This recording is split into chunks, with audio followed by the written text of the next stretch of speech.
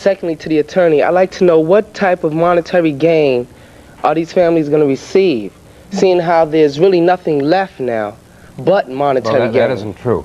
We've got judgments already for the 8 families that I represent, and $10 million against Jeffrey Dahmer. Other families have gotten judgments. I want to make a couple points. The families all have to stick together. Any efforts I do for my 8 families, it applies equally to all the families. Now, what we have, the one thing that we can do to get money for the families is get the artifacts that were in Jeffrey Dahmer's apartment when he was arrested. That's in police custody now. I want that property. I want it sold at a public auction. It's got to be here in New York.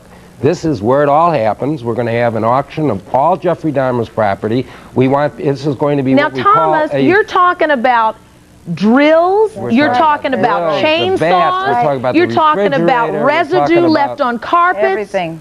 Everything. Rolanda, what Jeffrey Dahmer did to my brother, I don't care if I have to sell his tooth. Okay? Because that's just how I feel. There will also be, this is gross, but this is the reality. Yeah. There's also the painted skull you talked about. Right. The skeleton. Is that part of what you're talking about? We draw the line on the pictures and that type of thing. Okay. It's going to be the concrete property, like it's going to be the vat, the refrigerator, the hypodermic needle, the handcuffs.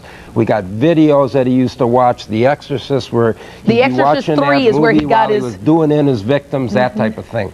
We're going to draw the line on some items. I want to say one thing. The overall thing you must remember when the Dahmers come on. Jeffrey Dahmer lied, and lied. Just keep that in mind when you listen to the Dahmer family.